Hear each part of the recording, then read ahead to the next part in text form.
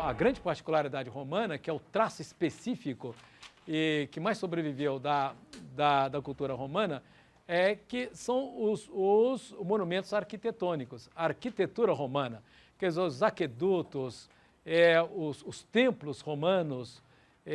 O Ara-Paz, por exemplo, é um templo romano, mas além do Ara-Paz, os aquedutos que vão aparecer no início do século II, mas também os teatros romanos, o Coliseu, o Teatro de Marcelo, tal, e as termas romanas. A sociedade romana passava o seu dia nas termas, era uma espécie de shopping center da época dos caras. Só que a diferença dos shopping centers é que nas termas você tinha biblioteca, nos shopping centers não tem. Tinha local de palestras, não é? E eram os locais em que a elite romana passava o seu dia. Os caras iam para os shoppings, tinha os espaços reservados às crianças, tal, os locais das conferências, como eu disse para vocês, bibliotecas, leituras, debates, discussões políticas, tal, e os romanos construíram termas fabulosas, extraordinárias, né, cujas ruínas elas ainda existem até hoje. Por que os romanos eles foram retratistas? Por uma série de razões, tal, e uma das quais é que as famílias romanas divinizavam seus antepassados, eles tinham um culto dos deuses lares.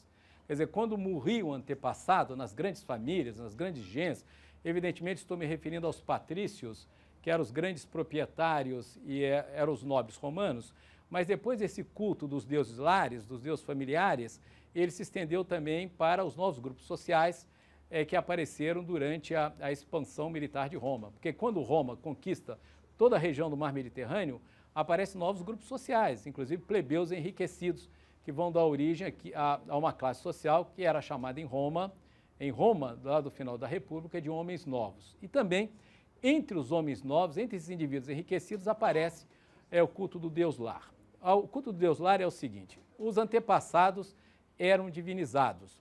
Então, além de haver um culto público em Roma, uma religião do Estado, havia as religiões familiares, havia o culto dos pater familia. Então, quando morria o antepassado, como ele se transformava numa divindade, as feições do antepassado era gravada num material plástico. Por exemplo, morria um pater familias, alguém da família Júlia, por exemplo, do Júlio César. Aí os seus familiares, quer dizer, os seus descendentes, utilizavam um material plástico, geralmente era a cera de abelha, colocavam a cera sobre o rosto do morto, e aí transformava aquilo num busto. Só que se você coloca um material plástico sobre o rosto de uma pessoa, aquela representação vai ser altamente realista. Quer dizer, você tem uma representação absurdamente detalhada da expressão facial. Uma das razões do realismo da arte romana era o culto dos deuses lares, o culto dos antepassados. Quer dizer, havia um culto público, um culto da cidade, do império. O imperador, a partir de um certo momento, também vai ser divinizado, e além disso, havia o culto no interior das famílias. Então, esse realismo romano, ele se distingue da arte grega. Quer dizer, há períodos na história romana em que os romanos se aproximam muito dos padrões culturais gregos. Mesmo naqueles momentos, a arte romana continua mantendo esses traços realistas, quer dizer, a reprodução das feições individuais, o que os gregos efetivamente não fizeram. Por outro lado, enquanto os gregos antigos foram excelentes arquitetos, tal, aquelas arquiteturas maravilhosas, vamos imaginar um modelo de arquitetura grega, por exemplo, o Párteno, que está na Acrópole ateniense, os romanos foram extraordinários engenheiros. Não sei se a gente pode usar essa expressão que é muito contemporânea, né? Fazendo essa distinção entre arquitetura e engenharia, arquitetura com traços artísticos e engenharia, na realidade, muito mais vinculada às grandes realizações práticas, tal, que no final caracterizou um povo de guerreiros. Os romanos, eles eram uma pequena cidade às margens do rio Tibre, sob 7 colinas às margens do rio Tibre, que conquista toda a região em torno do Mar Mediterrâneo. Quer dizer, Roma formou o maior império da história do Ocidente. Pois esse povo de guerreiros, com esse povo de guerreiros, houve um desenvolvimento fabuloso da engenharia militar. Da engenharia propriamente dita, tal, mas também, particularmente, da engenharia militar. Quer dizer, você precisa dos conhecimentos de engenheiros para construir fortes, pontes sobre os rios durante a guerra, estradas formidáveis. Tem até um ditado, que é um lugar comum, é que todas as estradas levam a Roma, não é isso? Porque em torno de Roma e das grandes cidades do Império, porque Roma conquista toda a região praticamente da Europa Ocidental, com exceção da Germânia. A Alemanha eles não conquistaram. Quer dizer, várias legiões romanas foram derrotadas na Alemanha. Mas toda a região do Mar Mediterrâneo, em torno do Mar Mediterrâneo, o Mediterrâneo Ocidental, Oriental, região da Ásia Menor, norte da África, Egito, a Grécia e tal, quer dizer, todo esse espaço pertencia ao Império Romano. Tinha até aquela expressão, era uma expressão muito romana, tal, latina, evidentemente, isso é romana, né? Eles chamavam o Mar Mediterrâneo de Mare Nostrum. O que é o Mare Nostrum? Quer dizer, isso aí é o nosso mar, quer dizer, é o mar de Roma, é o mar que pertence ao Império Romano. Mas, além disso, os romanos foram urbanistas extraordinários. Tá? As cidades romanas existem até hoje, evidentemente, é claro. Digamos, é redundante falar nisso, né? É chover no molhado, como se diz, tal. São cidades romanas existentes na Europa, né? Paris não era uma cidade romana. Paris foi fundada antes da ocupação romana. Paris é de 150 a.C., fundado por uma tribo de gauleses chamada os Paridi, que moravam numa ilha de Paris, onde começou a cidade, que é a Ilha da Cidade. Sabe onde se encontra atualmente a Notre Dame? Aquela ali é a Ilha da Cidade. Paris começou ali, em 150 a.C. Então, um povo gaulês de pescadores que havia se estabelecido numa das ilhas do rio Sena. Quer dizer, Paris, além de ocupar as duas margens, a margem direita e a margem esquerda do Sena, ela ocupa duas ilhas famosas, que é a Ilha da Cidade, onde começou a cidade de Paris, e a Ilha de São Luís, que é o bairro chique de Paris, né? Que está próximo à Ilha da Cidade. Mas Paris começa efetivamente na Ilha de la Cité, onde se encontra Notre Dame. Pois bem, então quem fundou Paris foi uma tribo de gauleses, os Parídeos, lá por volta de 150 a.C. Mas o que ocorre é que Roma conquistou a Gália e transformou Paris numa cidade romana. Os romanos, inclusive, mudaram o nome da cidade de Paris, estabeleceram o nome de Lutécia, é a antiga Lutécia romana. E em Paris há ruínas romanas, arenas de Lutécia. E a configuração de Paris, o traçado geométrico de Paris, é sobretudo do século XIX, como a gente sabe, tal, com as reformas ali do barão de Haussmann, como eles falam, Haussmann, que abriu os grandes boulevards, etc., tal, inclusive por razões políticas, por causa das revoluções e das revoltas operárias ocorridas em Paris, não só durante a Revolução Francesa, mas em 1830 e, sobretudo, em 1848. Então, lá no governo do Napoleão III, o sobrinho do Napoleão, célebre, existe um Napoleão guerreiro, que é o Napoleão I. O Napoleão II não existe. Aí depois tem um sobrinho do cara, que pegando carona lá no prestígio do tio, acaba se tornando presidente da França e depois se estabelece o Império, que é o Segundo Império, e ele se torna imperador com o título de Napoleão III. O Napoleão II não existe. Existe o Napoleão I e o Napoleão III. Esse Napoleão III é que toma o poder na França depois das revoluções de 1848. Ele faz uma reforma, efetivamente, na cidade de Paris e abre os grandes boulevards. O prefeito de Paris era o Haussmann, como eles falam, Haussmann, é o barão Haussmann, tá legal? Isso tinha uma função política, com os grandes boulevards, etc. Tal. Você pode deslocar tropas, a repressão fica mais fácil. Você imaginar também que as lutas operárias em 1848, elas foram possíveis por causa de ruas estreitas, os caras levantavam barricadas, que vem de barrica. Você pega um tonel de vinho, por exemplo, rua muito estreita, você pega um tonel de vinho e fecha essa rua estreita com esses tonéis de vinho, você faz, já que são barris, você constrói uma barricada, que eram os movimentos operários. E o barão de Haussmann, o prefeito de Paris da época do Napoleão III, abriu aí os grandes boulevards. Mas eu quero dizer o seguinte, então a Paris atual é uma Paris do século XIX, mas existe uma Paris romana. E os romanos também traçaram as ruas de Paris, que em certa medida existe até hoje, porque havia um urbanismo romano que tinha a seguinte característica: para ocupar um determinado espaço, eles diziam isso claramente, eles traçavam uma cruz no solo. Eles faziam assim, olha, você traça uma grande cruz assim, uma avenida, abre uma avenida assim, olha, qual é o nome que eles davam a essa avenida? Chamavam de cardos. A avenida que vem de norte a sul é um cardo, você traça assim, olha. Aí você traça uma outra avenida que intersecta justamente essa linha reta, formando 4 ângulos retos. Você faz assim, ó. Essa avenida que corta aqui e que justamente vai dividir esse espaço em 4 partes iguais, chama-se decumanos. Então, o cardos vai de norte a sul, o decumanos de leste a oeste. Isso é urbanismo romano, de Roma antiga. E as cidades, grande parte das cidades europeias, elas efetivamente têm essas avenidas. Tá? Então, você dividiu a cidade em 4 partes iguais, tá vendo? Isso aqui é o cardos, norte a sul, decumanos, de leste a oeste. o ponto de intersecção entre essas linhas é uma praça, é que os romanos chamavam de fórum. E o que eles estabeleciam no fórum? No fórum eles estabeleciam os templos, os locais de instituições políticas, os caras se encontravam para conversar de política, religião, fazer seus negócios, suas atividades comerciais.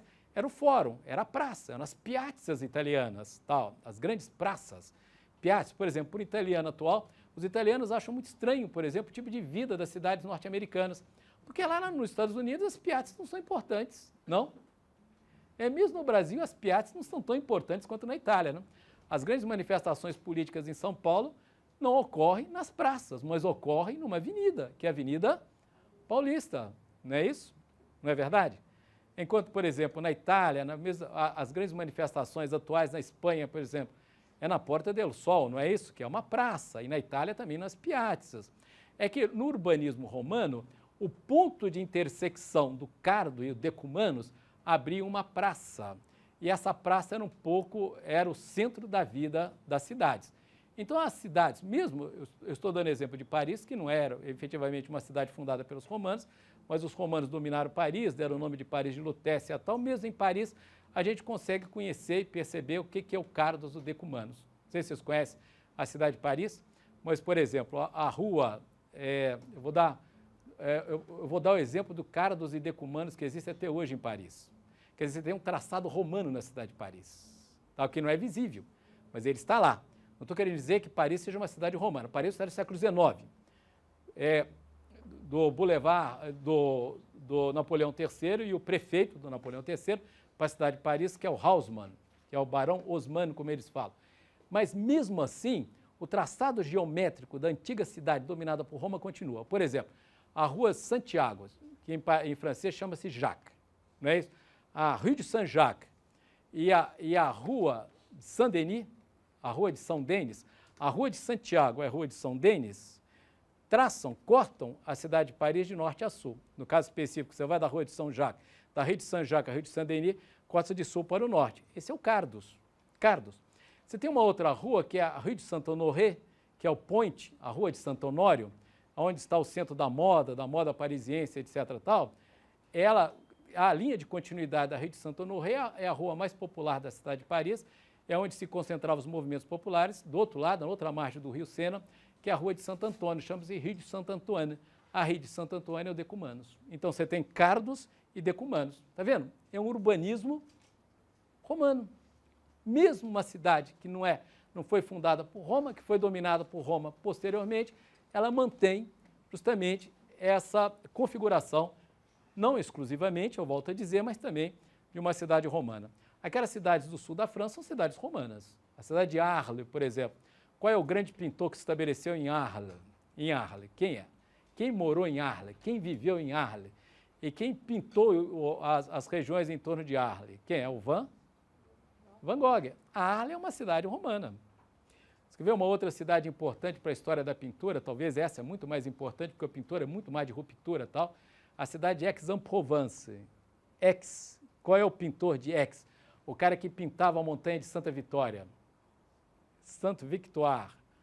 O cara que está na origem da pintura contemporânea é o cara de ruptura, o cara que virou a mesa.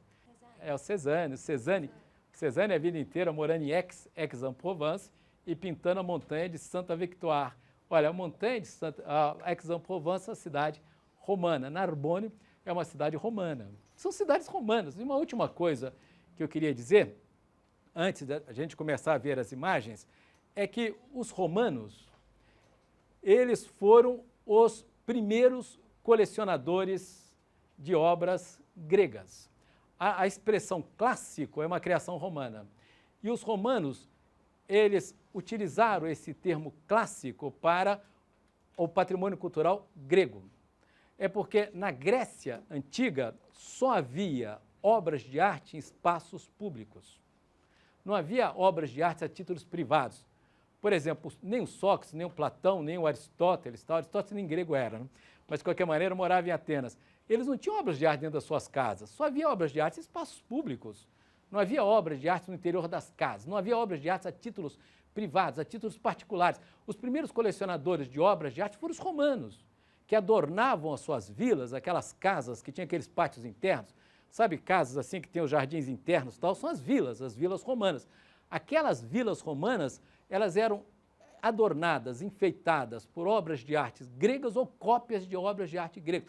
Os primeiros colecionadores de obras gregas foram os romanos. E os romanos criaram uma expressão. Como é uma expressão romana, só pode ser latina, né? A ideia de clássico. Sabe o que é clássico? Sabe como eles definiram o clássico? O clássico é aquilo que merece ser imitado.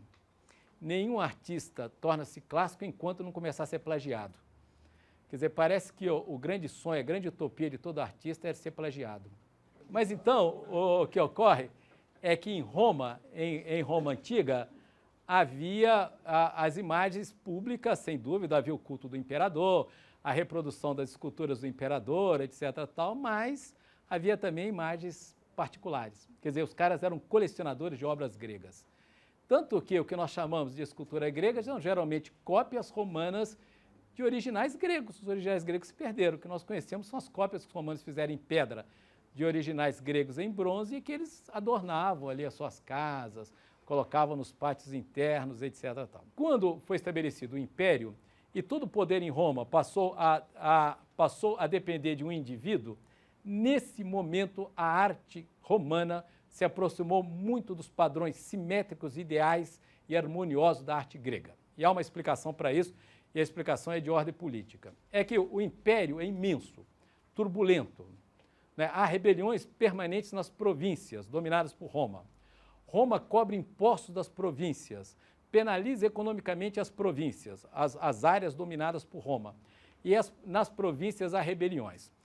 Como esse império turbulento e tumultuado depende do indivíduo, é bom representar esse indivíduo de uma maneira racional e equilibrada. Não sei se eu consigo me explicar. Quer dizer, quanto maior é a dependência a um indivíduo, a um cara, a uma única pessoa, é necessário que você represente essa pessoa como absolutamente racional, como tendo um controle de todo o universo romano, porque depende de um. É nesse momento, no período do Império, que a arte romana se aproxima dos padrões da arte grega. Tá legal? Dos padrões simétricos da arte grega e dos padrões clássicos da arte grega.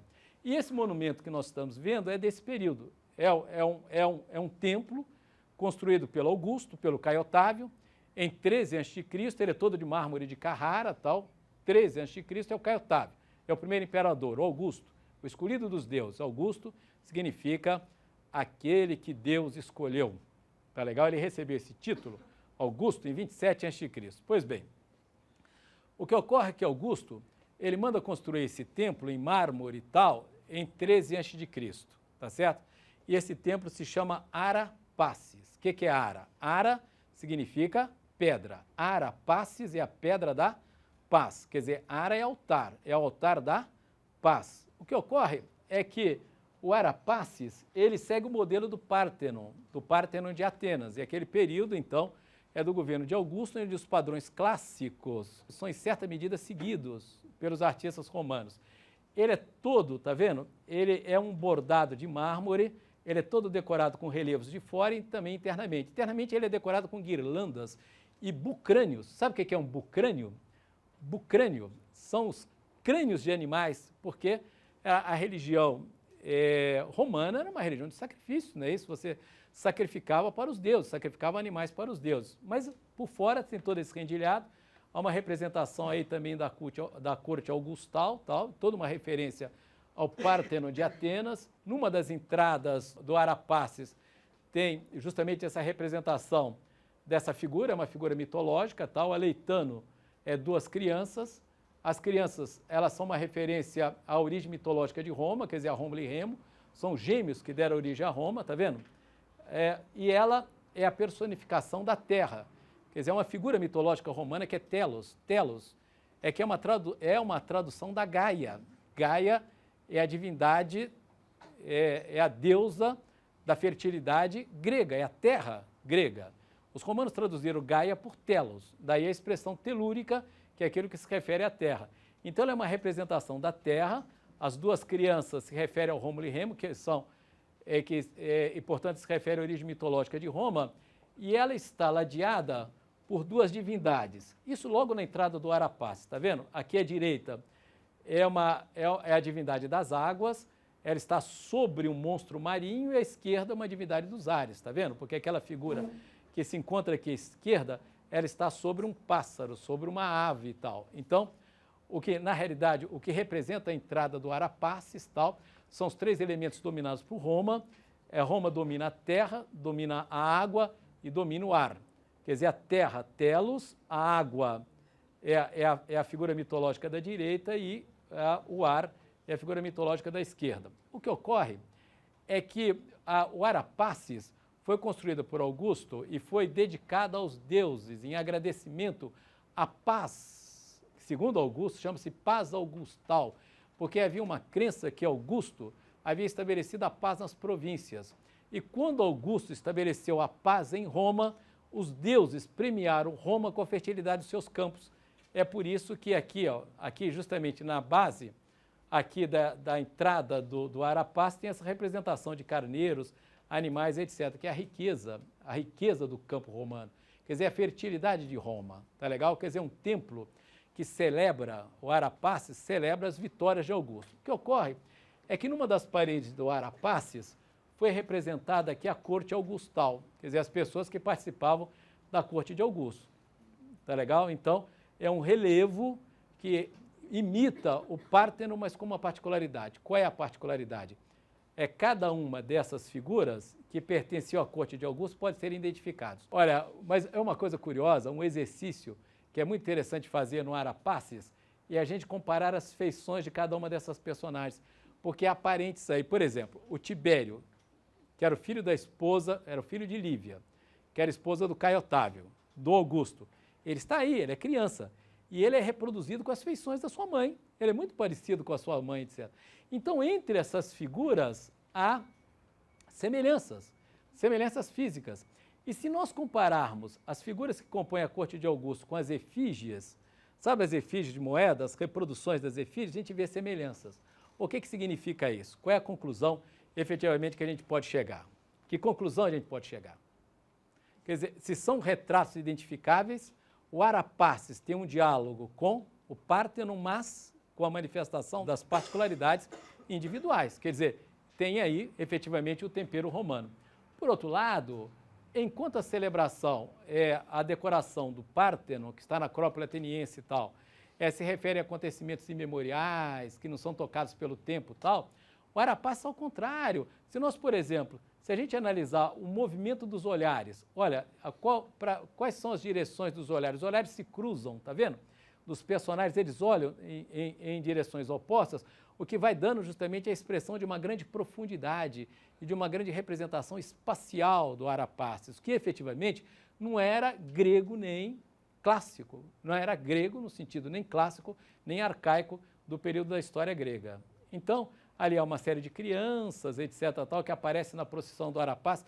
Tem uma parede de Arapaces que um adulto volta-se por uma criança e coloca as mãos assim sobre os lábios, o que demonstra que esse gesto de silêncio é um gesto imemorial, né? Faz assim, ele se volta, tem uma criança, ali também tem uma criança, tá vendo?